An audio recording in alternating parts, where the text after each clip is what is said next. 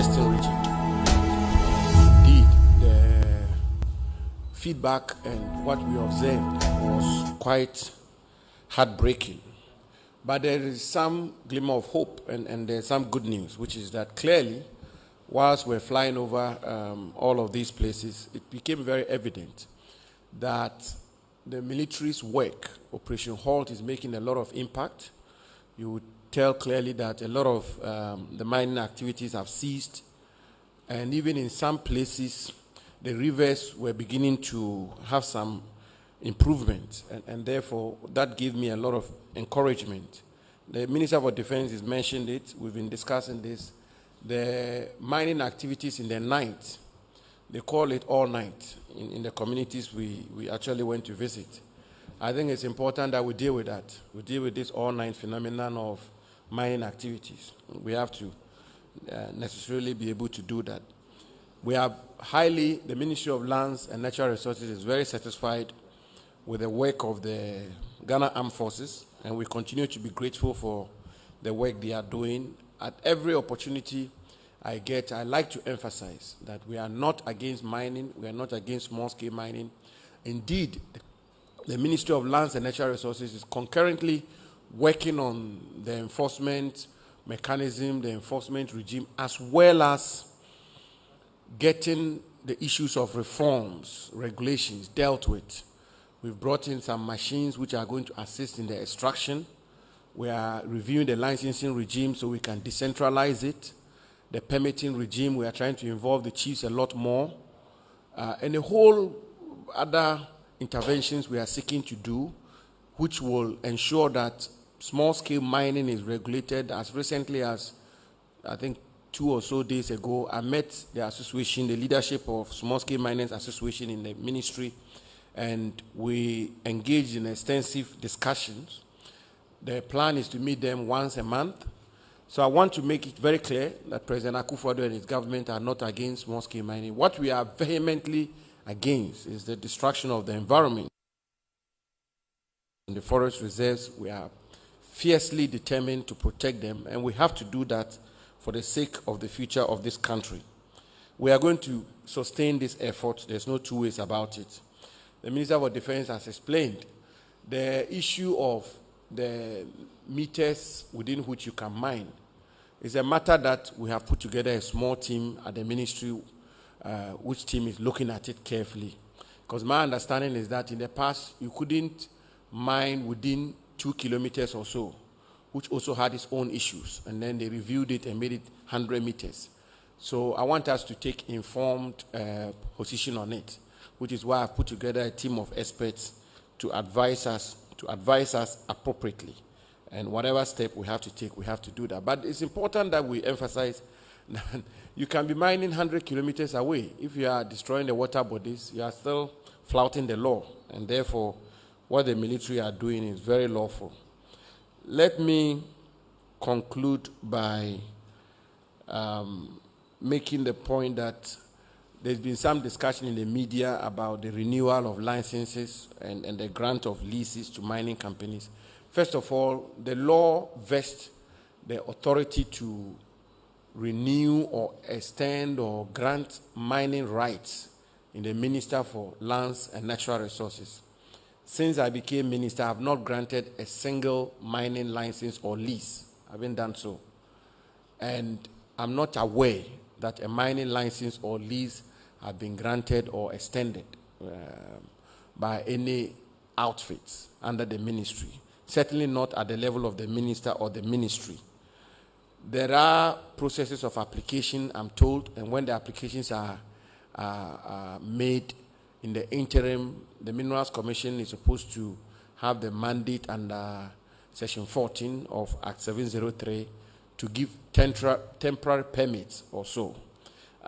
It's a matter that we are looking into at the level of the ministry, but I want to assure the Ghanaian people that we have not granted any mining license or lease. We've not extended any mining license or lease. It's not as if it would be wrong to do so, but if we have to do so, it's a discretion we have to exercise responsibly, and we haven't done that. The honorable ministers, members of the press, it's absolutely important that we all appreciate that no law enforcement regime will work if it doesn't occupy the moral high ground. That one is as simple as it. The soldiers will tell you, if the military people begin to discriminate, they will be chased out. Their authority is not so much their guns. The authority is their moral authority, that these are fair, just people who are enforcing the law. And so I want to reiterate the fact that when we said we are waging this crusade dispassionately and honestly, we meant so. And when the president said this will have no regard for political correlation, status in society, it will not be discriminatory, the president meant it. And we as his ministers are required, are duty bound, to follow the instructions of the president. And everybody should be rest assured that the law should be enforced and enforced without fear or favor and without any discrimination. Thank you very much.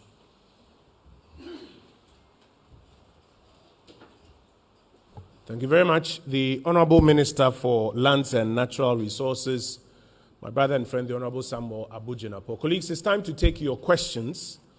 You can just stay where you are. Just give me a wave. I'll direct the microphone to you. You can ask your question, and then I would invite our colleagues to respond to them. Just to be clear, there's a red zone. Water bodies 100 meters away from the water bodies are out of bounds. The policy has been set clearly under the direction of the President by the Ministry for Lands and Natural Resources. The Ghana Armed Forces under the Ministry of Defense is moved into enforcement mode. We are providing you with a regular update so that you can get answers to your questions, so that also when people come to you with alternative facts, you have the full detail and you can examine accordingly. Ghanaian Times, so 1, 2, 3, 4, 5. Let's take this first 6, and then we'll come for a second batch. 1, 2, 3, 4, 5, 6. Where's the microphone, please? Yes, sir. Let's start with you. Yeah, thank you, Honorable Minister. I'm John Awuni, Kesben. The presentation has actually revealed some heart-wrenching scenarios regarding the destruction of the water bodies. I want to ask, companies that had genuine license doing the wrong thing, is there a way government will sanction them or take actions against their destruction of the water bodies, or it's going to be like their machines have been burnt and that is the end of it? Are there sanctions waiting for those companies? Thank you. Thank you. Yes, sir. Good afternoon, Honorable Minister. My name is Nana Poku from Daily Searchlight. Those who are flouting the laws, I don't know what the laws say about by the Media Commission, I don't know, but can't they terminate their contract or revoke their contracts if indeed they are, as it were, breaking the laws concerning responsible mining? My second question, Honorable Minister, can't we name and shame those who engage in these illegal activities? Because a lot of these people, we are trying to cover up. Like the sanitation said, we know some of these people, yet we just close our eyes over them, and then overnight they are doing these things, and then they find their wealth in society, and they get all the big names. Can't we name and shame them? Thirdly, if we, for instance, if people engage in narcotic activities, we imprison them when we catch them, and then we confiscate their properties and their wealth. Can this tend to be extended to these people? Because this is a nation-working activity. And I think that people must suffer dearly so that it will serve as a deterrent for others in that edition. Thank you very much. Ghanaian Times. Thank you very much. Honorable Minister, I would want to find out. Please try not to hold the microphone. Okay, that's why we're bringing it to you. Yes, go ahead.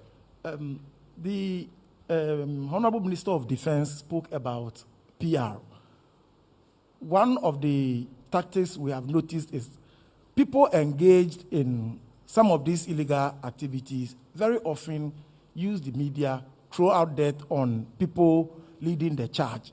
And then sometimes you don't get any response from the people. Once that battle comes in, the morale of the people goes down. So I would want to find out what mechanisms are they putting in place to ensure that such PR activities are managed very well. And then secondly, very often you hear people, persons mentioned do not come out to deny some of these allegations. So I would want to find out if, as part of their strategy, there are mechanisms to ensure that regularly people who are alleged or are mentioned to be involved in some of these activities will come to deny so. I think two more, yes, and then GNA. I'm Franklin, Home-Based TV, and I want to ask the... Home-Based TV, right? Yes, please. Okay, go ahead. The Honorable Defense Minister alluded to the fact that a Chinese has been arrested. Yeah. Preceding that, two were arrested in the first operations. And I want to ask, how far has What's the status of prosecution? Yes, how far has investigations and prosecutions gone? And is it going to be the same issue on, as we had earlier, Aisha Wan's myth? Very well. Final one from GNA. So I'll deal with the questions of prosecution, PR and dampened spirits, whether people who are named should be compelled to deny. Yes, sir. Yeah. Thank you, Honorable. My name is Ataminsa, GNA. Yes, go ahead. Go ahead. I should get happening. Go ahead. Don't worry. We can hear you. Yeah. My first question. The Minister of Defense rightly said that the large mining companies are rather doing the wrong things by mining and failing to recover the No, he said in the case of the eastern region, the evidence is that the properly licensed mining companies are the ones that are doing the wrong thing and using the fact that they are licensed as an excuse. I think we should get the context right. So I know before the Minister of Lands and Natural Resources issues a license to a mining company to operate, they are supposed to sign a bond to contribute a percentage of their profit towards reclamation of the mine area. I want to find out, over the years, how much or the quantum of money that has been contributed towards that fund and how the government enforce the mining companies to do the right thing. Then two, a number of critics who have openly criticized the burning of excavators seized by the Operation Hot Task Force said there's no law backing the burning of excavators. And I want to find out from the Honorable Minister of Lands that if he can quote a specific provision in the Minerals and Mining Act 703 of 2006, categorically stating that when an excavator is seized in those red zones, they're supposed to burn it so that at the end of the day, Ghana will not suffer judgment debt, because I've heard some people who are threatening to go to court. Can he quote a specific legal provision that supports the burning of excavators? Very simple question. Thank you. Okay. And by the way, this is just a side comment. I hear people saying that once something is not written in section something of some act, it's not law and it's not applicable. In the UK, they don't even have a constitution. They don't even have a constitution. Yeah, as in like a written constitution. They don't have it. There's something called the common law even in Ghana. There's customary law. So this newfound argument that once you can't say section 3 of act something, it is not law, is a very dangerous argument that we've been making in this country. Honorable Ministers, I would invite you shortly to respond. I just want to deal with about 3 things. First of all, I think we must also recognize that we are in a democracy.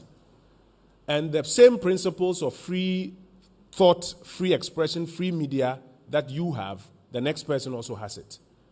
And a person or a company who is involved in any of these acts can also actually employ some PR methods to attempt to obfuscate or change the narrative or confuse the public. And nobody can stop them from doing that. Let's be clear on that. The same way that you can have a particular position that you express, others can have counter views, people can tell lies and do all sort of funny things in a democracy, and you can't stop them necessarily from doing that. What our obligation is to ensure that, like I mentioned earlier, in the spirit of transparency, the facts are made available to you, and you, our colleagues in the media, also, with the greatest of respect to you, do not just become a conveyor belt for conveying anything that anybody puts out to you. But you have an opportunity to go out there and test and do some basic investigation or research and validate.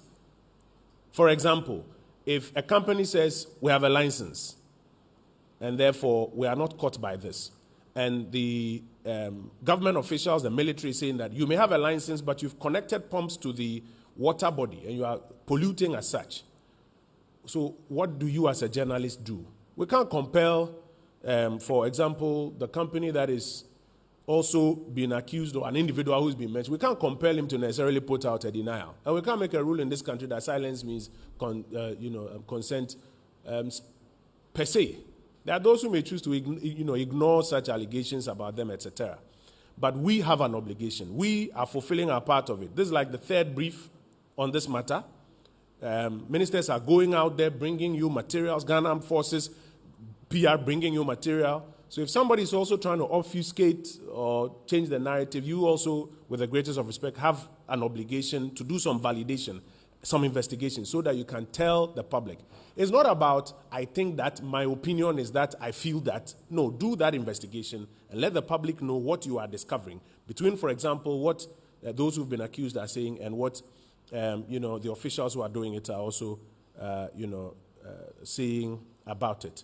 The Attorney General, I know, has prepared a brief on those who've been arraigned before court so far, including the Chinese, as you mentioned. Honorable Ministers, with your leave, I would ask that he be given an opportunity to provide that information on his own, because they have done their part. Prosecution is now at the behest of the Attorney General. So before the end of this week, we'll get that one page out that spells out the status of prosecutions of all of these persons for you.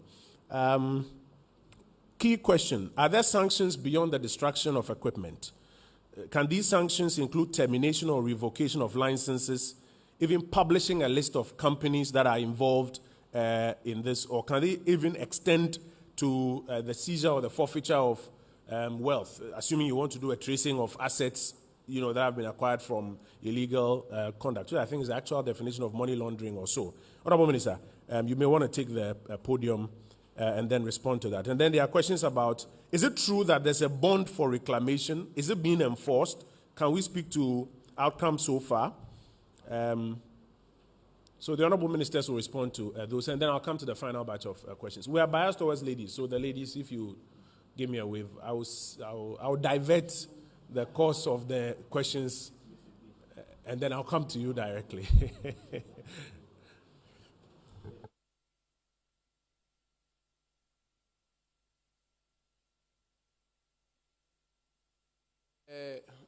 First of all, the small-scale mining industry, you don't post a bond. The bond is posted by large-scale mining. The law simply says that when you excavate within a month, you have to reclaim, which is that you have to fill the pit. You don't have to leave it the way it is. Yeah, this is footage which was actually shot as recently as yesterday. You have to cover the pit. You have to revegetate. In other words, you have to plant. But what I really want to say is that media people, Ghanaian people, we are looking at all these matters. We've been at this thing for just about a month or so. And the issues of whether or not small-scale mining companies should post bonds is something that we are examining carefully. How we even, as the minister said, how we trace wealth, how we sanction the sanction regime. And the laws are, if you want, largely sufficient in terms of the enforcement regime. But this is a very complex industry. And my senior fellow who talked about you can check chassis number and follow. When people engage in this, they don't use their names. They have all kinds of layers of companies upon companies. So there are genuine complications. But like the minister said, that the Attorney General, the Ghana Police Service, and the Ministry of Interior are having to look at how within the circumstances and the difficulties we have to ensure that the enforcement is far-reaching enough. The part of reform, the Minerals Commission, and I keep making the point, and since I became Minister for Lands and Nature, I cannot for the rest of my life imagine the licensing regime for small-scale mining, where anybody who wants to be involved in small-scale mining, whether he's from Boko or from Hamle or from Obuasi, has to find his way, to find his application to get on the decks of the minister, one minister. Quite clearly, that will not work. And where the permitting regime is not flexible enough or is not reasonable, the tendency for people to engage in illegality becomes high. So we're looking at all of that. And in a matter of weeks, we will be in a position to go before the cabinet with a set of proposals for amendments, for reforms, and so on and so forth. So all of those are matters that we are looking at carefully. Is there any other question I missed? Okay, thank you. Second batch of questions. Yes, sir. Minister, you want to make a comment? Very well. I see Bloomberg. Is that despite media? Okay. Then I see Omni. Multimedia, put your questions together. Kojo, I just want to make a comment. I want the people of Ghana, all of you, to watch this video carefully. It was shot yesterday. Because of the propaganda of 2 days ago and yesterday, I instructed the armed forces to go on the Ekropon area on River Brim and shoot this video for the people of Ghana to see where the armed forces have gone wrong. Just watch this video. That's the Brim River as you navigate the Brim River going. Just watch it carefully. You will see the river as you move. So this is what they have left. And this is what some of them call ponds. Watch carefully. If you are a big company or a small company and you do this and leave and you don't reclaim, what are you doing to the people who are just by you? You can see a town. As you move, you see a huge Tekropon town by it. You see a town by it. Watch. That's the river. That's the river line you see like that. That's what they've done to this river. Watch very well as you stream. So the people of Ghana should watch this river line very well. That's the danger we are faced with. That's the problem we are faced with. And these are the areas the armed forces have to move, because you can clearly see that they've cleared more than a kilometer of the river line. And these soldiers are supposed to move 100 meters in these ponds to go and catch people. You can see the river line. So it goes like that, and that's what they've done. So you watch it very carefully. I just wanted the people of Ghana to take their time. Because of the propaganda of yesterday, all these things going around, I said, go to the river line and shoot along the river. So they took along the river line and they are shooting around the river line as they go. That's the river line you see. You can see the river line very well. See what people have done to the river line. The number of years this river will take to be able to reclaim itself. Just watch. That is what we are fighting. And it surprises you to know that a lot of these companies at the end may not even declare and pay any huge taxes to the government. I would rather leave my minerals in the land than do this to our people. Kojo, thank you. Minister, thank you. Let's start with Despite, then we'll go to Bloomberg. Okay, I have a couple here, but I had already notified Omni Media and then Multimedia at the back. Yes, Despite. Right, thank you. Your friend, Daniel Dudako, Peace FM. Me busa say ebetimi aba say ye per solution to the problem. Ebetimi aba say enka for the next 2 years there should be no mining. Because see ebehu ebahye mra no foforo ma e bia 200 kilometers say e be ya emma mobi nkomine na bia all license na so be wie kire na asakogu nso no asa politician no. So the next 2 years no na nke the CC bibia na nke nso ani ate say the be ya nke ho beto ebetimi aba sa na. Yes, Bloomberg, echo. Thank you, Honorable. My name is Echo from Bloomberg. Quick questions. Where are our drones? And if we really did have drones, did we need some institutions such as the national security to help us? So that if we had drones and the national security and we still can have such damage to our society, is it fair to say they have failed us?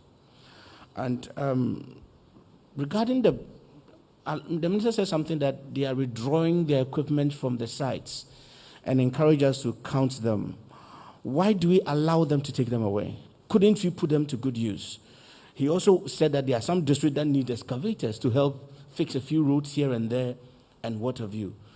Can't these be seized and put into proper use? Some could be auctioned or recycled to use other things. That could even help the reclamation, among others. What are we doing in that regard? And your final question, or there were two questions. Okay, Omni Media, yeah. Could you, oh no, there's a lady here. We are biased towards ladies. Yes, madam. Could you come to you? Okay, my name is Nancy Vokania from TV3. I'd like to know, looking at the videos, I'd like to know if we're still going to allow mining companies to still mine in these same areas, even if we start doing reclamation of the areas. Are we shifting the focus to other areas, or we're still going to allow them to continue their work in these areas? Very well, very well. Yes, could you know, I'll come to you. Judgment from City News. We have done some work regarding the contribution of the community mining concept to what we are seeing now. Remember, in 2020, the Minerals Commission and government gave permission to some groups, indigenous of some mining areas, to form community mining. That is what we are seeing now. What has the Minerals Commission and other agencies done to scrutinize the activities of these community miners? So do we have any data on a correlation between the community mining program? It's an observation we've made. No, I'm trying to understand your question. The question you're asking is, do we have any data that connects the community mining concessions or program to these levels of devastation? Yes. Okay, right, understood. Yes, sir. Yes, sir. My question is specifically to the lands minister, and he said that since he was sworn as a minister, he's not issued any license. Yep. But we know for a fact that the Extra Gold Mining Company Limited has put out a renewal license dated 24th March 2021. And the minister can correct me. I know he was sworn in on the 5th of March. So how does he explain that bit of the renewal license from the Extra Gold Mining Company? That's one. Let me see if I understand you. Okay. Extra Gold Company Limited has put out a document that says that their license was renewed on the 24th March. On the 24th of March. March 2021. Okay. Yes. And the minister was sworn in on the 5th of March. That's correct. They put this out where? On their website? They sent it to us. Okay. The company itself. The company sent it to us. Well. Yes. I'll give you an opportunity to respond. Okay. And then secondly, the member of parliament, of course, he's an MPP member, Kennedy Japan, consistently has been making the claim that they are top official members of government who are into illegal mining. He says that the president will fail if he doesn't deal with them. I am asking if the minister is interested in this information and would want to invite Mr. Kennedy Japan to assist with the people who are doing that. And again, a question about government playing the ostrich, and they want government to target the action towards the people or individuals who are who are engaging in illegal mining. And any specifics? No. He says the Honorable Kennedy Japan says that there are top government officials involved. His question is, will you be interested in inviting him to name those specific persons? Exactly, because they want government to narrow the whole issue about illegal mining. Has he put out any names, by the way? Not yet. He's just made the argument that they are top government officials. Yes, of course. Very well. Of course. Well. And then finally, Yao Graham of Third World Network, yesterday on our show, said that this approach by government, sending troops to the field, is not sustainable. Okay. And we are wasting resources. And then again, legal small-scale miners are treated unfairly. How does the minister respond to him on that? Thank you. Okay. So what's the minister's response to Mr. Yao Graham's opinions? Abednego, final.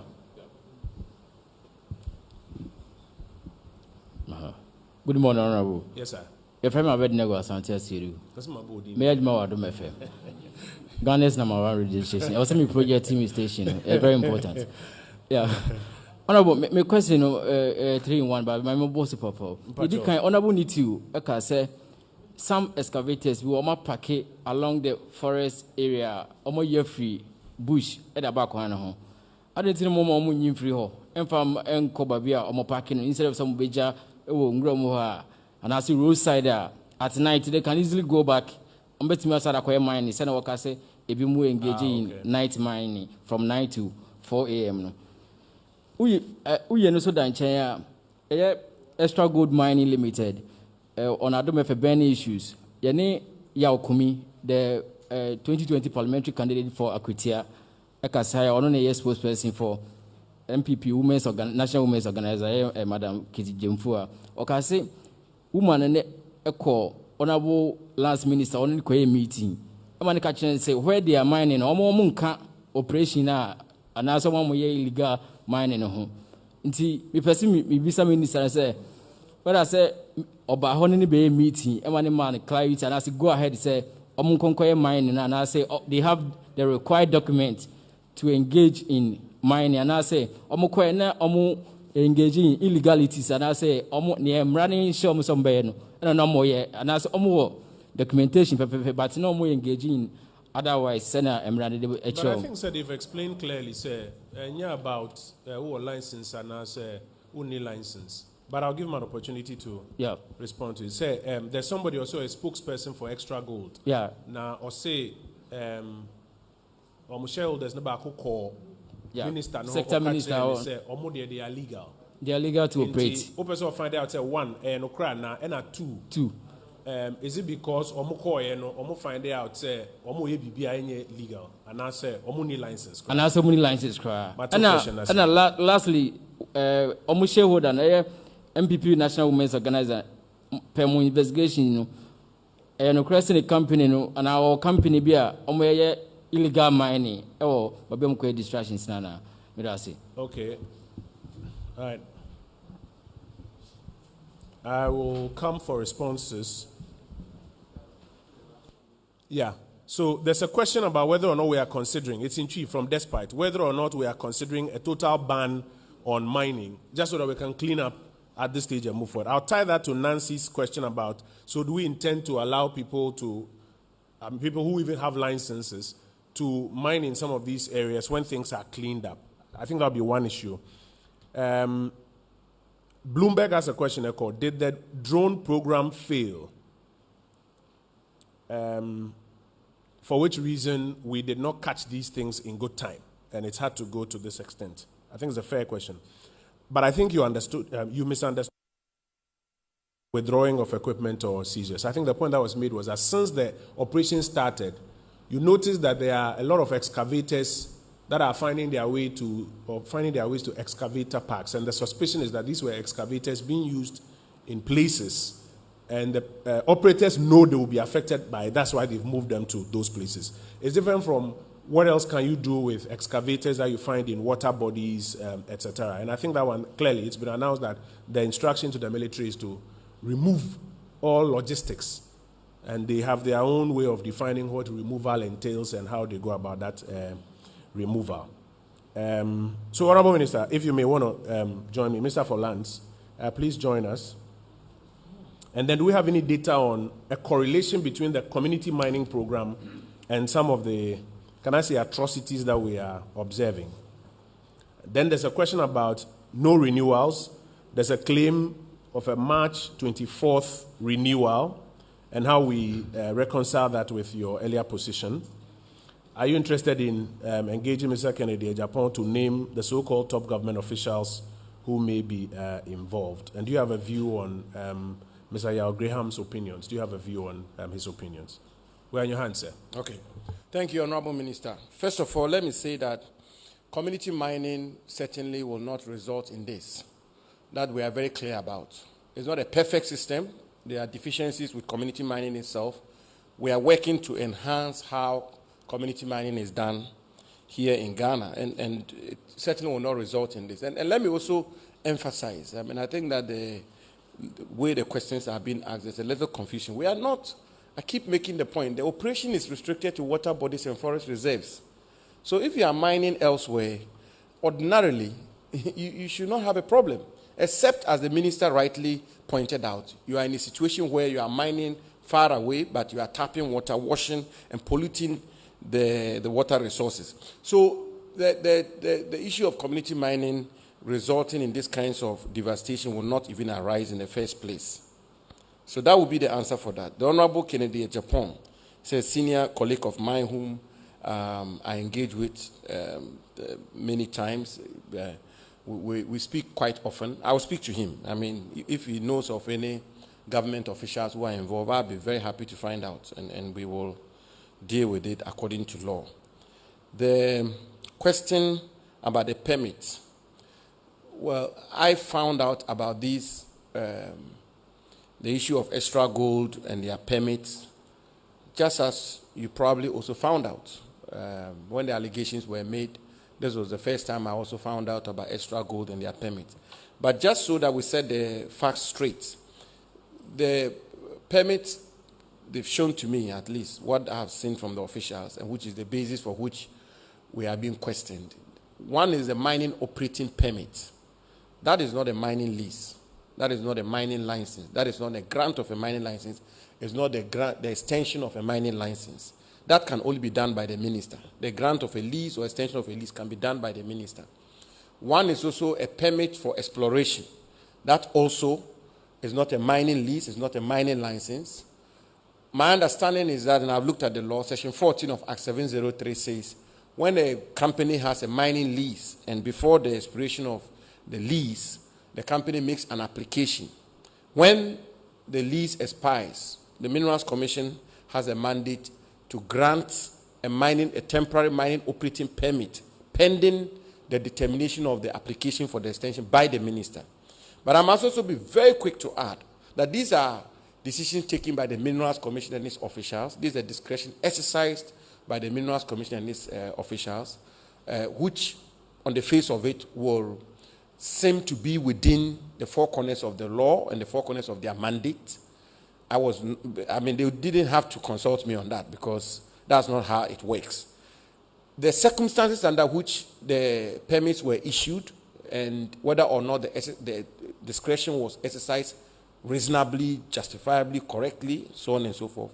As I said, the ministry is investigating that. The outcome of it will be made to all of us, will be made known to all of us. So this is it. And my response to that will be the same about whether or not an official of Extra Gold came to see me. Without sounding populist, it's open books. There's nothing to hide. So no difficulty. Any people come to my office every now and again. There's a huge number of people who come into my office on a daily basis. Small-scale miners, medium-scale miners, large-scale. That's my work. There are supposed to be people that we are to supervise and so on and so forth. And so it's reasonable for an official of a mining company to come into my office. And you can check it out. You can come in as a spy. And you will find out that my hymn sheet is always one. I will ask you 3 questions. Do you have a permit? If you say you have the permit, are you mining responsibly? If you say so, when you excavate, do you cover the pit? Do you revegetate? If you say yes, you are my very good friend. You are my best friend if you do those things. But if you don't do those things, you can come and misrepresent facts to me. That will be your cup of tea. When the enforcement catches up with you, you will have to deal with it. So people coming to see me in my office is inconsequential. People come in, I'm a public officer. My office, the doors are opened. But the bottom line is that we work in the spirit of transparency and integrity. And there's nothing to hide. So my answer to whether somebody from Extra Gold came to see me or not, that will be the answer I'll give you. Yes. And the final one, the ban, which was asked in Twi, perhaps I should answer in Twi as well. And because a lot of our people out there who are involved in this mining and are listening to us as Twi-speaking people, Maka and Prebibri, Messas with Tim Subi, or Mampany and Kuntia mining. A good dinner you to know on cars and more beer and 2, nor see any no quite papa so. Ya ban nibida, and then ye sin suo, and ye quiet, and near Bohobine. Until I would tear me bia, so boy, yes, we bit my boamo. Na a good dinner you to know beer in your home for so. Na a de punto abba and put him abba, yes, we are brabom. Na mo bois a bino, na ye soon dear, young cohon. Ye quiet no so no yenkose na mine amo ye no ye ni Minerals Commission for betenasi ni ahwe kwan be fa so akrakra bibia amamo. I don't have an appetite for an outright ban. I don't have that appetite. I think the strategy we have deployed now is one that I have faith in, I have confidence in, and I believe if we sustain it and we continue with the broad-based engagement. Tomorrow, God willing, we are meeting the National House of Chiefs. The chiefs have a very important role to play. Wherever we visit, we meet the regional houses of chiefs, and we are calling upon them to assist and to partner government. If all of us work together, I believe we'll be able to resolve this matter. And we do so with a sense of courage, and the issues of blackmail and people throwing mud at us and the rest, I don't have a problem with that. Everybody who does his work and do it to the best of his ability, there are consequences about it. So we will move on. Thank you. Thank you. It's an occupational hazard. So I hear the new expression on social media these days is we move. Minister, I will take the final word from you. Minister, thank you very much. First of all, it will be very difficult to go on the road from Kumasi to Accra arresting excavators just because they are parked there. They may not have been parked there 2-3 days ago. They may have been moved there maybe just yesterday. But it will be very, very difficult to justify why somebody has parked his excavator by the roadside and you go and seize it. I think that we'll be going too far. The red zones have been established. The forest reserves and the water bodies. Clearly now we are dealing with the water bodies. Any excavator found within the water bodies, as the armed forces have been told, must be made never to work again. It's as simple as that. And that is what we are doing now. We are not going beyond that mandate for now. We'll get to the forest reserves and do same to them. But clearly now the armed forces are targeting the water bodies to ensure that we clean them up. If you take your excavator and go and park it in Nkoko or by the roadside, we don't have that mandate to go and seize that excavator. So those who think that we should have gone ahead to seize it, I'm sorry, we may disappoint you a little. That's why we are not seizing them. It is very important to understand what the government is doing. The armed forces are doing a surgical operation from day one. I use that word. That the armed forces have been sent to do a surgical operation. They are not there forever. And they will not be there forever. In fact, the longest they have stayed there is 4 days, which is the 564 troops that were sent in the last operation. Every other operation has been 3 days, and then they move out. So they are doing a surgical operation and making sure that they move hundreds of kilometers or tens of kilometers to do what they need to do. So it is important that they go there and do what they are doing. I would disagree with anybody who says that, it's not a sustainable thing. Of course, we know it's not sustainable. That's why we're not keeping them forever. It's not even wise to keep soldiers in the bush forever. It's not a wise thing. That's how come the Operation Vanguard, we have to pull the soldiers out. You don't want the soldiers to become civilians. So you won't keep them forever. So we agree with that. But we are saying they are doing a surgical operation. And you must judge this operation in the context of the fact that it is a surgical operation. And once that is achieved, we'll move on. In the 3 operations that they have done, they've done virtually 70% of the major river bodies. They've covered 70% of the major river bodies. And they keep monitoring it through plain clothes, through helicopter movement, and through drones. And for the armed forces, yes, they use drones to also track people and get to them and target where they need to move. And that is there. As for top government officials, listen, any Ghanaian or anybody within Ghana or even outside Ghana who has evidence that this top government official is doing mining, don't leave it. You are doing harm to the people of Ghana. It's not about Kennedy Japan. I'm not talking about just Kennedy Japan or any other person. You will do harm to the people of Ghana if you have such information and you are keeping it. Take it to the appropriate authorities. That's your civic duty. Let us know. I have said, and I use myself as an example, twice. I've mentioned that if me, who the soldiers are operating under, I'm engaged in this kind of thing, the president will fire me in a minute and prosecute me as well.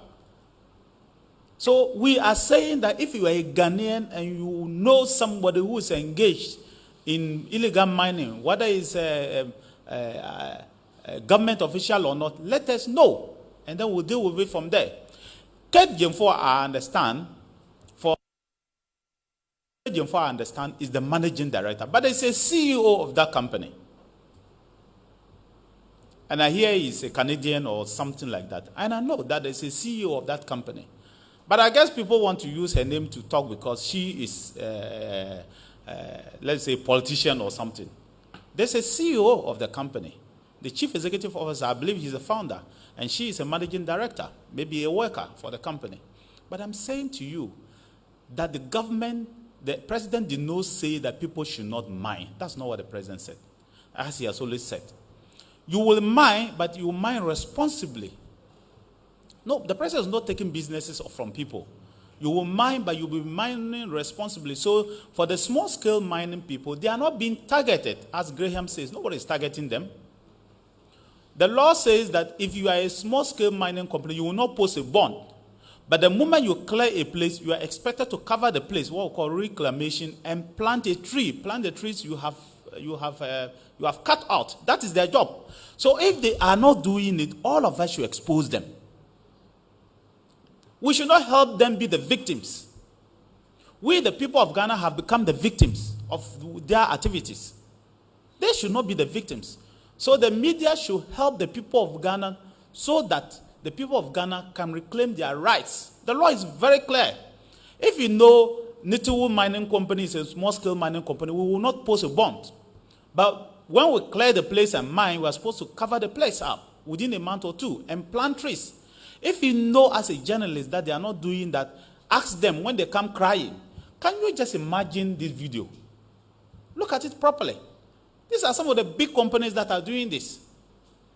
Then they'll come on air and say, oh, government is targeting us. Government is burning our equipment. Can you imagine what is being done to a place? The river. Look at the river. So I just wanted to touch these particular places and say that is not, it's not true. Community mining, as I said, hasn't failed us. If there is correlation, if there is any evidence, as City FM has said, please, I'll be willing, and the minister will be willing for us to go and have a look and be sure that it's community mine that has caused it. I can say for a fact there's no community mine that has caused this. Because I sent my men there, and they have gone, and they know it's not community mining. We have not even done community mining in the Kropon area of Eastern Region. So I don't want the public to say that we are seeing this as community mining. They have not yet. There are 20 sites of the community mining, and the minister can give you the various sites. I don't know whether you have gone to the ministry. There are just 20 areas, and they are increasing them so far. The minister can give you this area, a few in Takwa area, a few in other areas, they're doing community mining. They trained them for 2 weeks at Newmat. Before, they trained them on responsible mining for 2 weeks before they deployed them to the field. So if you take the areas that are doing the community mining, go and see what they are doing.